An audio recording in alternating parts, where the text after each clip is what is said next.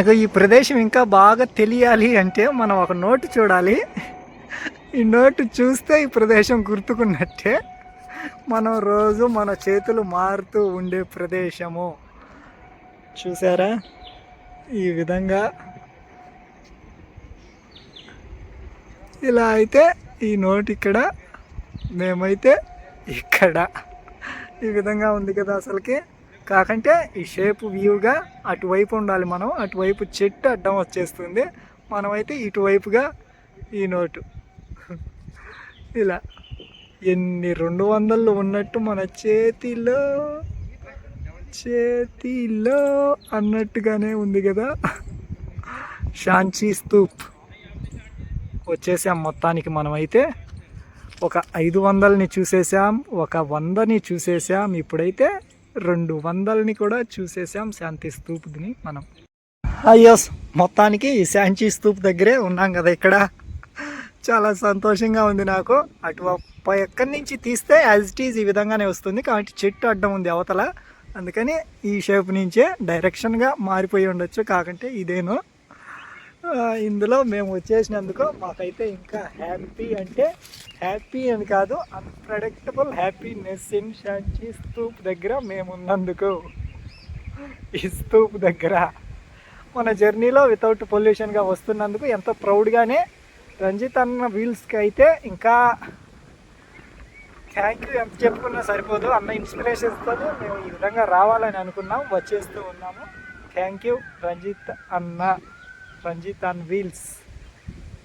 ఈ ప్రదేశం ఇక్కడికైతే పెద్ద ఇది ఒక మండపం లాగా ఉండి ఉండొచ్చు. ఒక మండపం, ఒక ద్వారము. ఇక దీనికి ఆపోజిట్ కానీ ఇక్కడ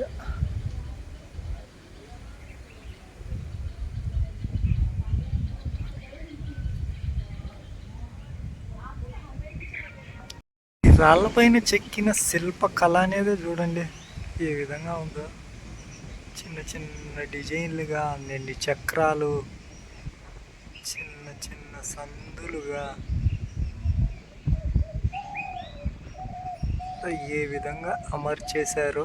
ఒకటే రాయి పైన ఇలా ఇన్ని విధాలుగా ఇన్ని డిజైన్లు అంటూ ఏ విధంగా సాధ్యమైంటుంది. ఇప్పుడంటే మిషన్స్ అన్నీ ఉన్నాయి, కాకంటే మిషన్స్ లేని కాలంలోనే ఎట్ట సాధ్యం ఇవన్నీ అసలు.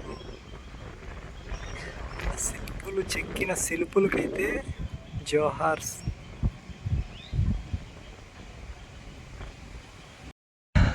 ఇక ఇందులోని శిల్పాలే ఎక్కువగా ఉన్నాయి. 4 నార్త్, ఈస్ట్, సౌత్, వెస్ట్లో. ఈ వెస్ట్ బాగాన ఉన్న వీటిల్లోనే ఎక్కువగా చెక్కేశారు కింద నుంచి పై వరకు శిల్పాలు అనేవి. అలా మొత్తం 4 దిక్కులుగా చూసేసాం మనం. ఇక ఎగ్జిట్ వైపుగా మన పయనం కొనసాగుతూ ఉంది. మొత్తం ఆ చెట్టు అయితే ఇంకా అట్రాక్టివ్గానే డిజైన్ చేసేసారు. చూడండి ఏ విధంగా సెట్ చేశారో, వావ్ అనేట్టుగానే. అసలుకు ఈ డిజైన్లు చూస్తూ ఉంటే వెళ్ళాలనిపించట్లేదు అసలు నాకైతే. అంత అద్భుతంగా చూడండి అసలు చెక్కి అక్కడ ఎట్ట సాధ్యమైంది. ఒక ప్రింటింగ్ లాగానే ఇందులోని చూడండి. కొన్ని డిజైన్స్ ఏ విధంగా ఉన్నాయో అసలుకు. ఒక ప్రింట్ చేస్తే ఏ విధంగా ఉంటుందో ఆ విధంగా.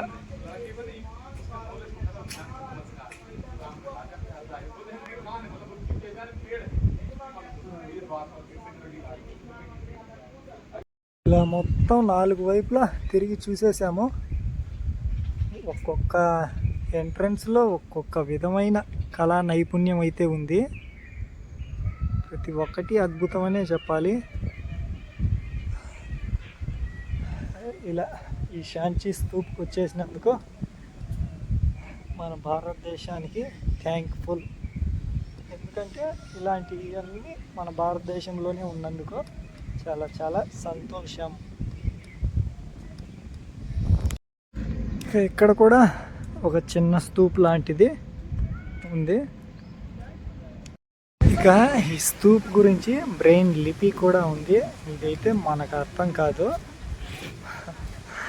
అర్థం చేసుకునే వాళ్ళకైతే అర్థం అవుతుంది లిపి అనేది.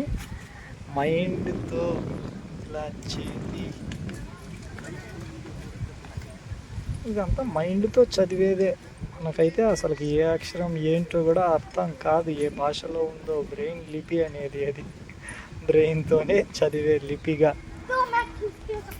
ఇంకా ఇక్కడైతే సిమెంట్గా ఏదో ఒక పక్కన ఈ విధంగా ఒక పక్కన తీసేసి ఉన్నారు. అది ఊడిపోయిందా మొత్తానికి అట్టే ఉండిందా అనేది తెలీదు. మొత్తం అంతా కవరింగ్గా ఇది ఉండింటుంది, అది ఆ పక్కనంతా ఊడిపోయి ఉండొచ్చు కాలక్రమంలో. ఇంకా 4 దిక్కుల్లో 4 పక్కల మనం అన్నీ చూసేసి వెళ్ళిపోతున్నాము.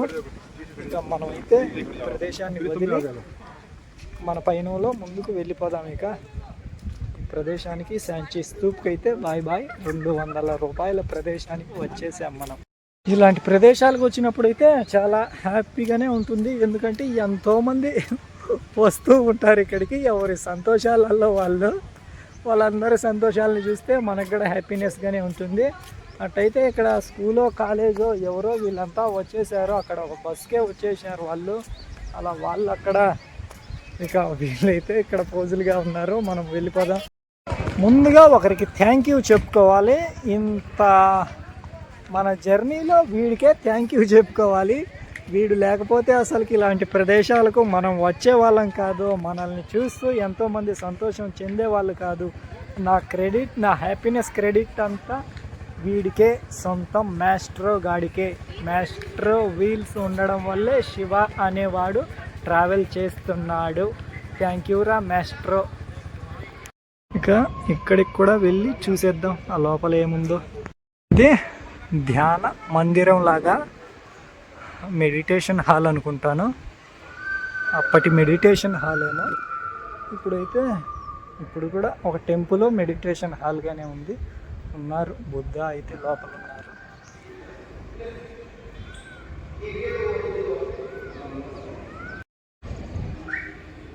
ఇక్కడ నుంచి మొత్తం ప్రదేశము, ఇంకా పార్కింగ్, ఒక కోట. అప్పటి కాలాన్ని ఇమాజిన్ చేసుకుంటే ఇక్కడంతా వాళ్ళు ఉన్నట్టు అంతా ఇమాజిన్ చేసుకుంటే ఎంత బ్యూటిఫుల్గా ఉంటుంది. బుద్ధులు అంతా ఈ ప్రదేశంలో తిరుగుతూ వాళ్ళ ఆచారాలను పాటిస్తూ, చాలామంది స్కూల్స్ నుంచి అయినా కానీ టూరిస్టులుగా వాళ్ళు, కేరళ నుంచి వచ్చిన మొత్తం టూరిస్టులుగా వీళ్ళు స్కూల్ తరపున వచ్చిన టూరిస్టులుగా వీళ్ళు ఎడ్యుకేషన్ పరంగా వాళ్ళ జీవితాల్లో చూసే ప్రదేశాల పరంగా వాళ్ళు వచ్చిన వాళ్ళుగా, మనమైతే ట్రావెల్ చేస్తూ వచ్చిన వాళ్ళం. కొన్ని ఆర్ట్స్ ఉన్నాయి. ఈ ఆర్ట్స్ ప్రకారంగా చూసుకుంటే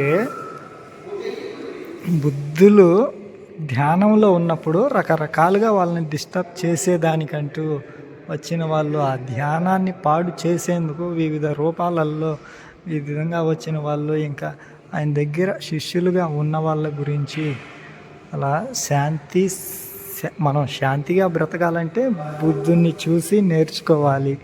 ప్రశాంతమైన జీవితంలో గడపాలంటే లోపలైతే బుద్ధుని టెంపుల్ కూడా చూసేసి వచ్చేసాము. చాలా పీస్ఫుల్గానే ఉండొచ్చు. బుద్ధుడు అంటేనే పీస్ఫుల్. ఇలాంటి పీస్ఫుల్ లైఫ్లో ఆ పద్ధతుల్ని పాటిస్తూ మనం కూడా ఉండొచ్చు. అలా ఎవరికి నచ్చిన ధర్మాల్ని వాళ్ళు పాటిస్తూ ఉన్నారు. ప్రతి ధర్మంలో శాంతిని కోరుతూనే ఉన్నాయి. కాకంటే ఎంతమంది ఆ ధర్మాలని పాటిస్తూ ఉన్నారు ఇప్పట్లో. వీలైన కాడికి మనం కూడా ధర్మాన్ని పాటిస్తూ సమాజాన్ని ఏదో చేద్దామని కాదు, పొల్యూషన్ని మన బాధ్యతగా భూమి పట్ల బాధ్యతగా ఉందాం. మనమైతే ఇంకా ఆ శాంచీ స్తూప్ని అయితే దాటి వచ్చేసాము. The great Sanchi stupa. ఆ స్తూప్కి అయితే బాయ్ బాయ్ చెప్పేసి మన పైన ఇంకా ఈ నేషనల్ హైవేలో భోపాల్కి అయితే పైన అవుదాము. మరి భోపాల్కి చేరుకుంటామా లేదా తెలియదు. ఇంకా 50 కిలోమీటర్ల పైనగానే ఉంది. చూద్దాం మరి ఎంతకు చేరుకుంటామో. ముందుగా ఏమన్నా తింటూ వెళ్ళిపోదాం మన జర్నీని కంటిన్యూ చేస్తూ. వీళ్ళకైతే థ్యాంక్ యూ. ఇట్లాంటి హిస్టారికల్ ప్రదేశాలు మన దేశంలో ఏర్పాటు చేసినందుకు. మన రైడ్లో ఈ ఊర్ల మీదుగా మన పయనం కొనసాగుతుంది. 14, 24, 41 H146లో ఇంకొక సైన్ బోర్డు. ఇందోరు, ఉజ్జయిన్, భోపాలు భోపాల్ దగ్గర ఇండోర్ 227. చూద్దాం ఎన్ని రోజులు పడుతుందో మన జర్నీలో. మన రైడ్లో అయితే కాస్త డిఫరెంట్గా ఉండే నేమ్ బోర్డే, ట్రాపిక్ ఆఫ్ క్యాన్కర్ అంటూ ఇక్కడైతే ఒకటి ఉంది. మరి ఇది ఎందుకో ఏంటో తెలీదు. అటువైపుగా అక్కడ ఒకటి ఉంది, ఇటువైపుగా అంటే ఇక్కడ ఒకటి ఉంది. మరి మాస్టర్ కార్డ్తో కిసిక్ కనిపిద్దాము ఇట్లాంటి ప్రదేశాలలో. సపరేట్గా ఎందుకో ఉంది కాబట్టి. ట్రాపిక్ ఆఫ్ క్యాన్సర్ అంటూ వీళ్ళైతే లైన్ ఒకటి గీసేశారు, అటువైపు నుంచి అటు ఇంకా ఇటుగా. మన మాస్టర్ గాడైతే అవతల కాస్త యువతల కాస్తగా లైన్కి ఉన్నాడు, హాఫ్ ప్లేస్లో. మరి ఇది దేనికి సంబంధించిందో చూద్దాం. ఇక్కడైతే ఈ విధంగా మన మాస్టర్ గారిని కిసిక్ అనిపించేద్దాం. మన మాస్టర్ గారితో ఇక్కడ కిసిక్ రా. అలా వెళ్తున్నాము. ఈ టెంపుల్ అయితే నిజంగా కొత్తగా మెరిసిపోతూ కొత్తగానే కట్టేసినట్టున్నారు. భలే అందంగా ఉంది. డిజైన్ కూడా, గుడి నిర్మాణ డిజైన్ కూడా మారిపోయింది పూర్తిగా. ఇప్పటిదాకా చూడలేదు మధ్యప్రదేశ్లో. కొన్ని గుళ్ళుగా చూశాను కానీ ఈ విధంగా అయితే చూడలేదు. ఇక ఇక్కడ సైనింగ్ బోర్డు అయితే బ్లూ కలర్లోకి మారిపోయింది. ఎక్కడన్నా ఉందేమో, అదే ఎక్స్ప్రెస్ వే ఇందోర్ భోపాల్. ఇక ఇక్కడగా అయితే మహా సంస్థానం లాంటి ఈ త్రిత్తే, అదే జైనులకు సంబంధించిన త్రిత్ టెంపుల్ ఒక కాలనీలో ఉంది. కాలనీలోకి కట్టేశారు మొత్తం పెద్ద టెంపుల్గానే. Welcome to road side airways అనాలో నేమ్ బోర్డ్ అనాలో తెలియడం లేదు. ఎందుకంటే టోల్ ప్లాజా ఇది వర్కింగ్లో ఉందో లేదో కూడా తెలియడం లేదు. ఉందని అనుకుంటాను. ఇంకా నేమ్ బోర్డు కూడా దీనికే పెట్టేశారు. మనం వెళ్ళబోయే ఊర్లుగా అయితే భోపాల్ 17, ఇండోర్ 212, ముంబై వద్దు బాబాయ్ వద్దు, ఇంకా ఉజ్జయిన్ 209. ఇండోర్కి ఉజ్జయిన్కి కాస్త డిఫరెన్స్గానే ఉన్నట్టుంది, రెండు పక్కనే అనుకుంటాను. అలా ఉన్నాయి. ఇక ఇక్కడ కూడా కిసిక్ కనిపించేద్దాం. ప్రజెంట్ NH-46 పైన అయితే ఉన్నాము. ఇదే మనం వచ్చిన రూట్ అయితే అది. అక్కడి నుంచి శాంచీ స్తూప్ నుంచి ఇక లోపలికి స్ట్రైట్గా వెళ్తే భోపాల్లోకి వెళ్ళిపోవచ్చు. మనం భోపాల్ లోపలికి వెళ్ళడం లేదు, మనం వెళ్తూ ఉన్నాము ఇందోర్ ఉజ్జయిన్ వైపుగా. అంటే హైవే, నేషనల్ హైవే బయట నుంచి వెళ్తున్నాము. భోపాల్ అనేది చిన్నది కాదు, పెద్ద మహానగరము. యాడ్లైన్ ట్రాఫిక్ అంతా అందులోనే ఉంటాయి.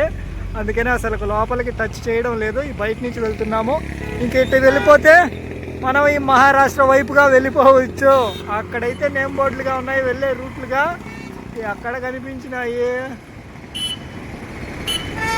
రస్సను, అది ఏదో కనిపించడం లేదు సరిగా. అట్లా అయితే మనం ఈ మధ్యప్రదేశ్లోని ఆ చివరి భాగానికి అయితే కొనసాగిపోవచ్చు. మనం ఇందోర్కి వెళ్ళి అక్కడి నుంచి మన రూట్లు అనేవి చూద్దాము. ఇందోర్ అంటే ఇంక పక్కనే ఉజ్జయిన్ అంటే తెలుసు కదా. ఉజ్జయిన్ అంటేనే వెళ్ళాల్సిన ప్రదేశంగా ఉంది. మాట్లాడుకుందాం, ఇంకా చాలా కిలోమీటర్లుగా ఉంది, ఇంకా 2-3 రోజులు పట్టచ్చు. వెళ్తూ మాట్లాడుకుందాం ఉజ్జయిన్ వైపుగా మన పైన కొనసాగిస్తూ. భోపాల్కి అయితే బాయ్ చెప్తున్నాం మనం ఇప్పుడు. బాయ్ భోపాల్. NH-46 అబ్బా అన్ప్రెడిక్టబుల్. ఒక నేషనల్ హైవే వచ్చిన ఫీలింగ్ ఉండదు ఆ స్టేట్ హైవేలో నుంచి. కాకంటే రోడ్డే పచ్చడి రోడ్డుకి. మరి కొంతవరకు ఎత్తుంటుందో, మొత్తం రోడ్డుగా ఈ విధంగా ఉంటుందో తెలియదు. అబ్బాబ్బా మామూలుగా లేదు పో. వైబ్రేషన్. అమ్మా బాబోయ్. సూర్య ఇంకొక గంట సేపు అయినా షాంపురా. ఏమేమి ఊర్లో షాంపూనో సబ్బో, ఊరి పేరు షాంపురా. మనమైతే సర్చింగ్రా అన్నట్టుగానే వెళ్తూ ఉన్నాము. పెట్రోల్ పంప్స్ అయితే ఉన్నాయి కొన్ని 24 అవర్స్గా. ఒకటి ఉంది, ఒకటైతే 10 గంటలకు క్లోజ్ చేసేలా ఉంది, 10 కిలోమీటర్లలో అలా చూస్తున్నాను. ఊర్లలో అయితే ఇంకా హైవే కాబట్టి ఇదే ఆల్మోస్ట్ ఇంకా హోటల్స్ ఇవే ఉన్నాయి. టెంపుల్గా అంటే అదే టెంపుల్ కన్స్ట్రక్షన్లో ఉంది. ఇంకా ఊర్లోకి వెళ్తే ఊర్లో ఏమన్నా టెంపుల్ ఉండొచ్చు, కానీ ఊర్లో మనల్ని రానిస్తారో రానివ్వరో. చిన్న చిన్న పల్లెలు అంటే ఓకే, కానీ ఇలాంటి నేషనల్ హైవేస్ పక్కన ఉండేటివి, పెద్ద పెద్ద ఊర్ల పక్కన ఉండేటివి అయితే ఏమో డౌటే స్టే ఇవ్వడం అనేది. చూద్దాం మరి ఇవాళ స్టే ఎక్కడో ఏంటో. సూర్య మా కోసం అయితే ఉండి సూర్య, వచ్చేస్తున్నాం మేము. ఇండియా సూర్య వెళ్ళిపోయినాడు, మేఘా మధ్యన ఉన్నాడు, ఇంకైతే రాడు సూర్య. నేషనల్ హైవే అయితే కచ్చా పచ్చానే. ఇంకా ఇటువైపు అయితే ఏయో వేసిపారేసినారు మొత్తానికి. అబ్బా పచ్చగా గ్రీన్గా ఒక మ్యాట్ బరిసేసినట్టుగా ఉంది మొత్తం అవతల యువతల. ఇక మనం అయితే అక్కడ అడుగు చూద్దాము. అన్నవాళ్ళు ఒప్పుకుంటే అక్కడ దొరికినట్టు, లేదంటే జై శ్రీరామ్. ఆల్మోస్ట్ ఆ భోపాల్ కూడా తిరుక్కొని వచ్చేసాము. ఇంకా భోపాల్ ఎగ్జిట్ రోడ్డు కూడా అక్కడ ఎక్కడో ఒక ట్రెండింగ్గా ఉంది. అన్న వాళ్ళని అడుగుదాం, స్టే ఒప్పుకుంటారని ఆశిస్తున్నాను. మనమైతే ఈ ఇండియన్ పెట్రోల్ పంపులో స్టే చేస్తున్నాము. ఇక్కడైతే గమనించాను, నో హెల్మెట్ నో పెట్రోల్ అంట. ఎక్కడ ఇప్పుడు దాకా ఏ స్టేట్లో అయితే అంత అబ్జర్వ్ కాదు, ఎక్కడా లేదు. అంటే స్టేట్లలో కొన్ని సిటీల్లోనే, ఇక్కడ అయితే మధ్యప్రదేశ్లో ఈ భోపాల్లో, ఇక ఇందూర్ సిటీలలోనే, ఇంకా అక్కడైతే న్యూఢిల్లీలో మనకు తెలిసి. ఈ భోపాల్లో, ఇందూర్లో అయితే నో హెల్మెట్ నో పెట్రోల్. అలా వీళ్ళైతే నిజంగా ఫస్ట్ టైం ఇక్కడ చూడడం. అలా ప్రతి చోట ప్రతి స్టేట్లో అమలు అయితే ఎంత బాగుంటుంది. అంత స్ట్రిక్ట్గా తీసుకొని రావాలి, అవి ఊర్లోకి అయినా కానీ అంత స్ట్రిక్ట్గా తీసుకొని వస్తేనే ప్రజల్లో అవేర్నెస్ అనేది వస్తుంది. పెట్రోల్ పంప్ అక్కడ మనం తినే పదార్థం, ఇక్కడ ఇలా మనం ఉండే ఇండ్లు, ఇక్కడ ఇలా ఒక్కొక్క రోజు ఒక్కొక్క చోట మన ఇంటి నిర్మాణంగా మాస్టర్ గారు అక్కడ అలా ఇలా మ్యాగీ అయితే చేస్తున్నాను. పోహా కూడా ఉంది, కానీ పోహా చేసుకుంటే అంత దానికి కావాలి మిల్క్ అయితే కావాలి. ఇక్కడెక్కడ షాపుగా లేదు, లేకుంటే పోహానే చేసుకునిండు. అదే మిల్కీ పోహా. ఇంకా మసాలా పోహా అంటే దానికి ఇంకా చాలా చాలా కావాలి. అన్నిగా లేవు మన దగ్గర. ఉండే వాటితోనే సరిపెట్టుకొని మన ట్రావెలింగ్ని ముందుకు వెళ్ళిపోతూ ఉన్నాం. అయితే ఉడికిపోయినాయి, చేసేద్దాం. ఇక అయితే చేసేసాను మ్యాగీ. ఇక ఒక అన్న వచ్చేసి ఇక్కడ జనరేటర్ ఉంది, దీనికి అడ్డం వస్తుంది, ఇక్కడ ఎవరు వేసుకోమన్నారు అని చెప్తూ ఉన్నాడు. నేను ఇంకొక అన్నని అడిగాను, ఇక్కడ 2-3 ఉన్నారు. ఒక అన్న అడిగితే సరే వేసుకో అని చెప్పారు. ఇంకొక అన్న వచ్చి ఇక్కడ ఎందుకు వేసుకున్నావు అని అంటున్నాడు. మరి చూద్దాం, తీసేయాలి అంటే ఇంకా అలా ఓపెన్గా వేసుకుందాం. వర్ష వస్తేనే, వచ్చినా కానీ పెద్ద ఇబ్బంది ఉండదు. ఓపెన్గా వేసుకున్నా ఫుల్ రైనే కాబట్టి రైన్ కవర్ వేసేద్దాంలే. ఇక తినేసి ఆలోచిద్దాం ఏంటి అనేది. ఇక ఉంటాను, తిరిగి రేపటి వీడియోలో కలుద్దాం. Thank you for watching.